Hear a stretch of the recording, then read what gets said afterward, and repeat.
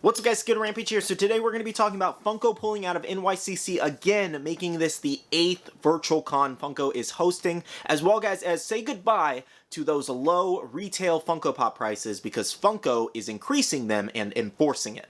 So let's check it out.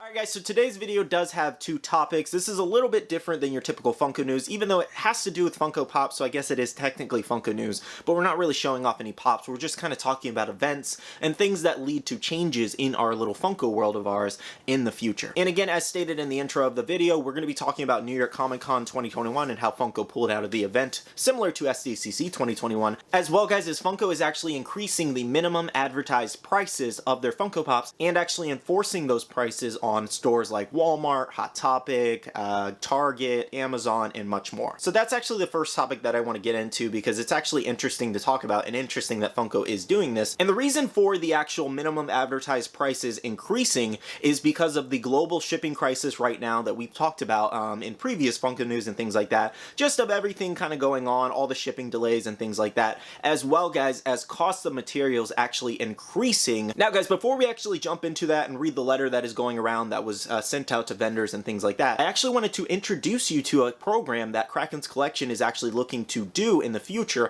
that will actually get around these price increases and actually save you a little bit of money. And basically guys, it is a monthly membership program where you guys will actually get discounts on your favorite Funko Pop pre-orders, in-stock orders, etc. And there's multiple different tiers. For example, silver tier is $10.99 a month. It's a monthly charge, kind of like a subscription to Netflix basically, and you get 20% off of all Funko products. That includes 4-inch pops, maybe they're even their pop protectors, 10-inch pops, 6-inch pops, like new pre-orders, new in-stock items, etc. Pretty much all of their Funko Pop products you get, 20% off, which is actually pretty good for $10.99. That'll definitely save you a lot more money in the long run when a lot of releases are coming out, certain months. As well guys, as they do have a gold tier, which is $14.99 a month, 25% off of all Funko products, and then platinum tier, $19.99 a month, 30% off all Funko products. I did actually put this on my story because this was taken from their story where they were kind of getting a gauge on if you guys would be interested or not in this. And essentially guys, it's just a program they're kind of enacting to hopefully save you guys some money. And how this kind of ties into Funko increasing their minimum advertised prices is that it's going to save you a lot more money because most likely Kraken's Collection is included in this. So they might actually have to increase their prices to see their profit and return on their investment on actually ordering these items from Funko wholesale and everything like that to be able to actually make money because Funko's enforcing a price increase and a minimum advertised price on all of their new Funko products coming later in the year. So if that's actually something you guys are interested in like a membership program and everything like that, more details will come later on and I'll definitely explain it in a future video. So if you are interested in that or if you have any other questions, I'll do my best to answer it, but I can't give out too many details right now. They're still working out the kinks and, twists and things like that, but comment down below if that's something you're interested in a little membership program monthly. Alright guys, now I do want to move into the actual document and letter that Funko was sending out to vendors that was actually leaked out, and it's actually posted like on Reddit, Twitter, and everywhere else. So this was about a week and a half ago this actually came out. So it says, to Funko customer, read pricing updates.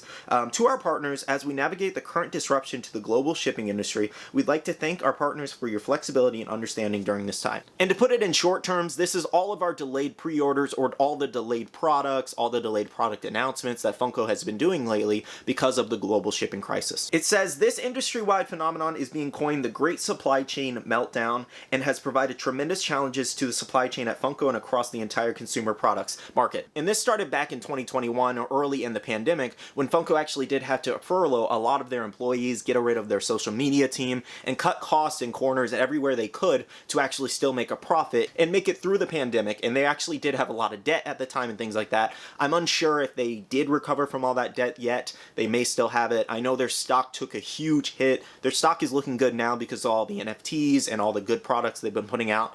But yeah, guys, it does seem like throughout the pandemic, Funko did make it and they did recover significantly, which was great. But then all of these shipping delays and everything going on with the ports and everything going on with the, the boats getting lost and dropping shipping containers in the ocean, it's a whole mess right now. Continuing on with the letter, guys, it says, we are actively managing through the ever-increasing transportation and manufacturing costs, as well as limited container availability, extended transit times, and ongoing pandemic-related production shifts. So basically, as I was explaining, guys, early on in the video, there's a lot of transportation costs going up, a lot of material costs going up, and that's why this change is actually happening, and them having to enforce a higher price on their products so they can actually make more money and be able to cover the cost of licenses and things like that, so they can make the Funko Pops we know and love. Consumer products have continued to experience increased material and manufacturing costs over the last few years. Funko has worked diligently to minimize these costs and has successfully avoided price increases for over the past 5 years. Now that's actually pretty crazy that they were able to avoid this for 5 years, but it's starting to hit them now harder, so now 5 years later they are starting to increase the prices. Logistics and material costs have reached to a point where, following in the steps of many other consumer product companies, Funko must implement price increases across a majority of our product lines and across all of our retail partners. Your account manager will share our updated wholesale pricing with you that will go into effect for all orders placed after November 1st. So this actually does start November 1st, and this includes in regular retail products as well as wholesale pricing, for your vendors actually ordering these in. With the price increases, we will also be adjusting and enforcing $11.99 minimum advertised price for your regular standard Funko Pops figure, also going into effect November 1st, 2021. We look forward to working together through these continually unprecedented times. Sincerely, Jamie Beckley, Senior Vice President of Sales at Funko. Now guys, to actually dive into this real quick, the minimum advertised price of Funko Pops now will be enforced at $11.99, and this is going to be at your popular chain stores like Amazon, Target, Walmart. And Target and Walmart are actually really good examples, because if you look at Walmart, they actually sell their regular Pops at $8.78, even their exclusives as well. Target sells them for $8.99. But now with Funko actually increasing the minimum advertised price to $11.99, you might see over at Target and Walmart them increase that to $11.99 per pop versus $9 per pop, seeing a $3 price increase, and you have to spending $3 per product more at those stores. Now obviously guys, $3 isn't a lot of money on one pop. If you're just buying a pop, you're $3 more, you're like, oh okay, whatever. But in the grand scheme of things, for example, if you spend $3 a month extra on 5 different pops at Target or Walmart, that definitely adds up over time, and you're spending a lot more money. That's $15 extra you're spending on all these pops that you weren't spending before, and it definitely adds up over a while, even if it's a small amount. I am super curious how Amazon, Walmart, Target, Hot Topic, and all these other big chain stores are going to actually respond to this, with them actually increasing their prices. Maybe they might be happy to actually increase the prices of their products. I don't know. Or is that $8.78 price mark and that $8.99 price mark over at Target and Walmart working for them to where they're making enough money where they can actually keep it at cheap prices and keep consumers buying from them? I really personally don't think Funko can actually force them to actually do that, because one, those are huge vendors, those are huge wholesale buyers for Funko.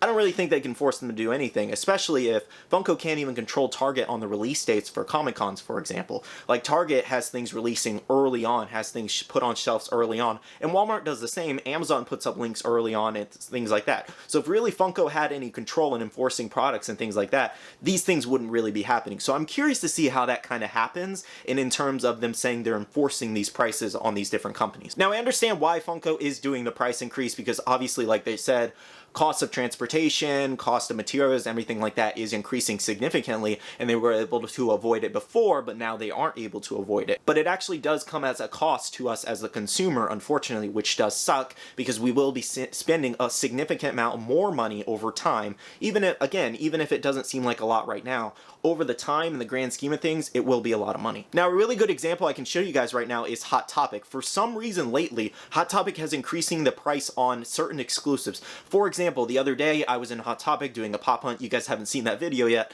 but I was in Hot Topic doing a pop hunt. The pumpkin stitch is $14.50. Now that pop isn't metallic, it's not flocked like they typically do upcharge for flocked pops, because it's an added feature, kind of like, for example, if you're at Subway and you add a couple extra toppings and things like that, they're going to charge you for that added feature. They're going to charge you for extra channels on your cable subscription plan. So I understand why a flocked pop is a little bit more expensive, even though the metallic variants aren't really extra expensive. So that's kind of weird also at the same time, but I just kind of go with it because I don't really buy flocked pops anyways. But yeah guys, that new pumpkin stitch was actually $14.50, and that kind of dissuade me from actually wanting to buy it, because I was like, This is a regular exclusive. Why is it $2 upcharged? Why is it $2 more? And my only assumption with this is it's actually tied into this actual price increase with everything going on, and maybe they had to pay more for shipping, maybe they had to pay more per unit to actually order this from Funko. So this is probably what happened. If it's a heavier pop, it probably costs more to make for Funko, so they charge more for it. They charge more for shipping and everything like that. So Hot Topic has to cover the extra costs by charging $2 more per pop for this. And another recent Hot Topic exclusive that was similar to this was the Alligator Loki. This one was $14.50 as well. And they just randomly kind of do this on different pops. And I feel like it's the heavier pop, the heavier 4-inch vinyls, that they actually increase the price. Now, putting that all aside with the 4-inch vinyls and everything like that, I have no idea if this is going to affect 6-inch pops in the future, 2-packs in the future, 10-inch pops in the future. We will see, but for now it just says 4-inch pops are going to be increased to $11.99 per pop. And maybe we could see a price increase on all these other ones because, one, if Funko's forcing an $11.99 minimum advertised price on all these other products for different vendors, then who's to say, you know, in the future they won't up the price on the other ones to actually make more of a profit on those. Thus, we're going to have to pay like maybe $3 to $5 extra for these different 10-inch pops, 6-inch pops, 2-packs, etc., deluxe, and much more. So yeah, guys, there are prices increasing across the board at all of your favorite, you know, Funko Pop stores. And again, we could see more price increases in the future with material prices going up. Now, guys, moving on to New York Comic Con 2021 actually being canceled on by Funko. They actually did pull out of the event this year again. And this actually does come as a huge disappointment to New York City residents because, one, they were very excited to go. A lot of people did buy tickets to New York Comic Con specifically to go see Funko's booth. And then they actually did end up pulling out last minute a month before the con, which does kind of come as a disappointment. And I feel like Funko should have gave them way more notice. Honestly, before they were even selling tickets, Funko should have decided if they were even going to be there, because it comes as a huge disappointment to fans who really wanted to see their booth this year. Now, while I am a little surprised and disappointed that Funko did pull out of New York Comic Con this year, I am also not surprised at the same time because there's a lot going on in New York right now, a lot with the pandemic, a lot of people getting sick and everything like that. And I wouldn't be surprised also if New York Comic Con does get canceled a few weeks before the event also. Do they still have something going on with ReedPop? Yes, they did state that in this little article that I do actually want to read and go over. It says, "We want to provide the best convention experience we can for fanatics, and to do that, we have decided we are not going to be present in person at NYCC." Now again, guys, I do think this is a little bit messed up of Funko to give us a month notice that they're not going to be at the event when people made, you know, plans for this months in advance when, you know, New York Comic Con was actually, you know, set to be back on. People made plans months in advance. They bought plane tickets, they bought tickets to the event, they bought hotels, you know, bought rental cars, food, things like that. You know, they spent a lot of money hoping that Funko was going to be there, hoping they still would, and then Funko cancels a month before. Now, is that a huge risk that you're taking, kind of, you know, planning things that early on, hoping Funko will still be there in a pandemic? I can see that side of it as well, but it's still disappointing to hear that all these people spent all this money. New York City residents were really excited to have something fun there, and then this happened. We will still be hosting a virtual convention filled with giveaways, live streams, and more. Funko is also excited to announce that we will be launching a virtual event in partnership with ReedPop, which we are eager to share more details about in the near future. Funko Virtual New York Comic Con will take place October 7th through to October 10th, 2021. We'll reveal more details about our 8th virtual con soon. 8 virtual cons we're in. That is so awful. Now, guys, to actually put focus on the portion where they said Funko will be launching a virtual event in partnership with ReedPop. So it looks like they're still kind of collabing with New York Comic Con, so we could actually see these still be called New York Comic Con Funko Pops. I don't know if they're going to be doing their own separate event also, like they did with FunCon 2021, and, you know, just making up a different name. We will see, but it does look like they're at least collaborating with ReedPop on something, so maybe we will see that New York Comic Con 2021 sticker on these Funko Pops, because recently they didn't do that with SDCC. They just fully pulled out of the event and didn't collaborate with SDCC on anything, so they didn't have that SDCC name on anything. And guys, again, this is Funko's 8th virtual Comic Con, which does come as a disappointment to some fans. Not everybody dislikes the virtual con, and I fully understand why. It's more convenient, it's cost effective for Funko to do it online versus, you know, paying for a booth, paying for all that product to get sent out, and everything like that. I fully understand why they do it, and, you know, it's a good thing during the pandemic for sure. But it does have a lot of its downfalls, especially when Funko is constantly messing up during these actual virtual cons and making it less fun for fanatics. And a few examples are their website crashing during the event, the lottery system, just for Funkon was absolutely awful. It was atrocious with all the rules getting changed last minute, things happening, people not being able to check out. They had to host a whole second event because they didn't even have all the stock. Personally, I think they should have taken pre-orders for those actually items and then just shipped them out in September versus doing a whole nother event that people had to deal with. As well, guys, as Target got their stock late, a few other stores got their stock late. It was a mess online for different retailers. GameStop didn't get in certain exclusives. Like, it was just a whole mess with the last few virtual cons. Like, the list could go on and on. Stickers not being sent out on certain ones, shipping delays on the Box of Fun. Box of Fun's actually coming in destroyed. A lot of different products coming in destroyed. Again, the list goes on and on. There's so many different logistic issues and technical issues, shipping issues, event issues. Funkon itself, the event in Hollywood, wasn't great for a lot of people. It wasn't a great experience. And that's just me giving Funko healthy criticism on it. That's not me hating on them for anything. Personally, I didn't even have a lot of these issues happen to me. I did deal with some of these issues, but a lot of this is coming from, you know, a lot of different fanatics, a lot of different fans, a lot of different consumers that I've seen in my Facebook group, all over Instagram, all over Facebook, YouTube comments and things like that. This is just a common issue just among fanatics in general. So, you know, I'm happy that I'm able to be in a position where I can, you know, give them healthy criticism. Maybe they'll even see this video and be like, hey, you need to work on some of these problems because a lot of people are not having fun and it's literally the first 3 letters in your name. Anyways, guys, that's kind of my thoughts on the New York Comic Con 2021 virtual event that's going to be hosted again by Funko this year, their 8th virtual con. It has upsides, it has downsides. I'm excited to see the reveals, though. I'm excited to see what Funko has in store for New York Comic Con. I love some of the reveals that we've seen possibly so far. If you guys want to check that out, we have like My Hero Academia, some Schitt's Creeks, Hamilton, Marvel, DC, a ton of different pops. So make sure to check out my my NYCC early reveals list.